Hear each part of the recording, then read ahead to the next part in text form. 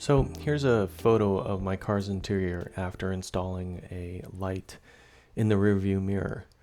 And what I did is I tapped into the electrical that you find in the mirror itself. And I made a hole in through the back and I ran a tiny LED. I used the end of a zip tie to house the LED in so that it wouldn't shine in my eyes while I was driving, and just kind of taped it at the bottom. But what I wanted to do was actually mount it inside, and a couple of years later I finally got around to that, and so here that is. All right, so what we're gonna do is, right now I've got a little light here that I attached to the power of the rear view mirror, and I set it on the outside here. One of the first things we're gonna do, and this happens to be on a 2016 Land Cruiser, we're gonna get behind this panel here, and we're actually gonna be taking the mirror off of the car. Like, there we go. Come off. It just has these little clips here to pop down. Under here, we're gonna see that there's this one little bolt here that we're gonna need to take off. And then of course, there's the cable here, which runs around to this that we're gonna need to unplug as well. So up in here, we've got this little torque screw. Mine happens to be a T20. And we're going to take that and loosen it. And that should allow us to slide the mirror off. Now the mirror is slid off. Instead of it being connected on this side, it's actually connected to the chassis. So over here, we've got some little pegs we can push in and get disconnected. So I'm going to squeeze those together. And that'll let me work this out. There's a little tab right here on the top. I'm gonna squeeze that tab in and then slide right out. Okay, so here's the mirror. Here's my tape mess, with which I'm not very proud of. But anyway, this was taped right here for the light. Worked great. And this is a zip tie, the end of a zip tie that you would normally put a screw through to fix a zip tie to something. And I just clipped that off, made a cut in the bottom, and slipped the LED inside. So now what I want to do is clean all this off. Not a big deal since you can't see it while you're in the car. And then what I'm going to do is take this LED, we're going to route it back inside again, and then I'm going to put a hole here, because this was only supposed to be temporary. It's been there for, I think, over a year now, over a couple of years. We'll make a hole in there, and then we'll have the LED inside. We'll mount it inside so that it shines out and through and down on the center console. I can feel it. There we go. So I went down and scooped towards the back a little bit. So I'm really hoping I'm not breaking tabs while I'm doing this, but I think this was the one that was broken the previous time, right here in the corner. One clips here, and then we're going to have another clip over there again. And the problem is this plastic is just so stiff.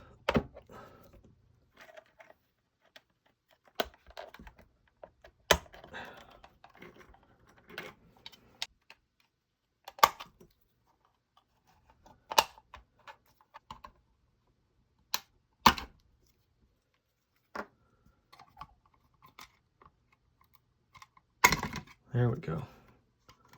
You can see here, I've got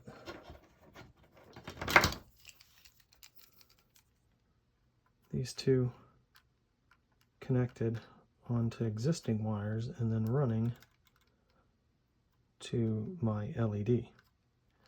There's a connection right here that we can undo.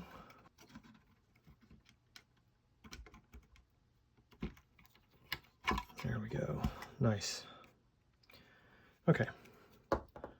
So here is all the logic on our mirror for all the self-dimming and also for the home link buttons across here. So this connects up to the mirror, and then it runs out to this plug, which goes into the car. And how I knew where to connect was by taking a multimeter and touching the multimeter to the contacts here in the back. And so I just used this Sperry here, and this was while this is connected to the car. I checked to see which one of these was live. And so it's live with the car ignition on, not with the car ignition off. I don't think anything here is live with the car ignition off. So with the ignition on, I discovered that this blue one was the hot wire and the black one was the ground. So that's why I chose those two wires. And this is just a simple tap here. You can see the blue wire continues straight through, and then the red wire is connected in. And so you just squeeze these in and a connection's made. So that's how I got this working. And then what I did is I drilled a hole through the back, ran the LED, and so that was a temporary fix, and that temporary fix ended up lasting a number of years, and so I've got some residue of tape here on the bottom. So I'm going to get this all cleaned off, and then what I'm going to do, carefully drill a hole probably right there. If I drill a hole right there on the other side, right in here, I can affix the light shining down, and I think that will provide me with what I'm looking for, which is a little amber light glowing down on my center console, because typically it's just way too dark.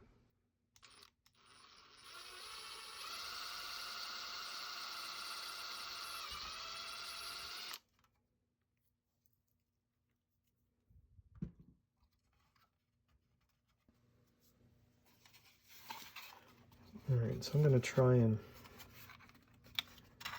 get in under here a little bit more, slide the ribbon of the LED back so that it'll fit down in here and come straight across to here. I do want to kind of keep my bundle of wires away from here because this sensor needs to be open for when the PC board comes on. And what I did too was I pushed this back into this place. It's got a little holder in here. That way when I put the mirror on, this is going to line up the way it should in here.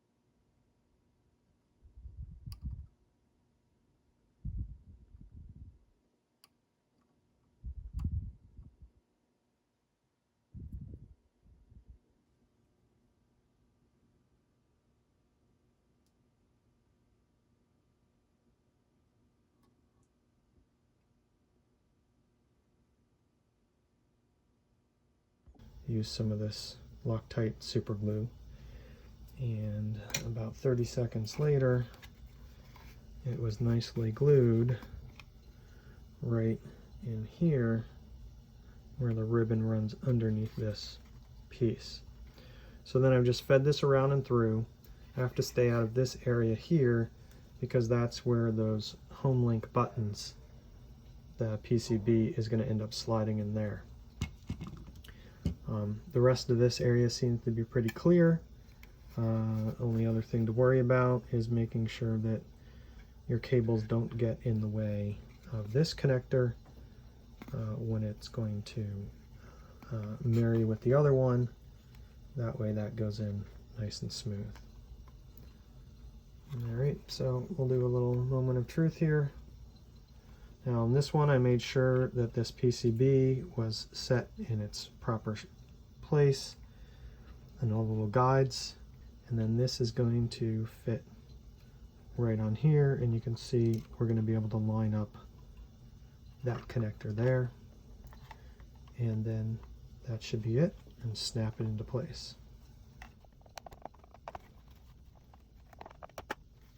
Still looking good.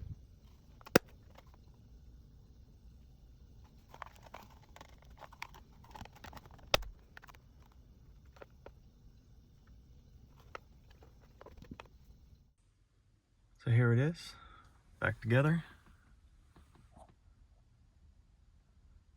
There's our little hole for our light.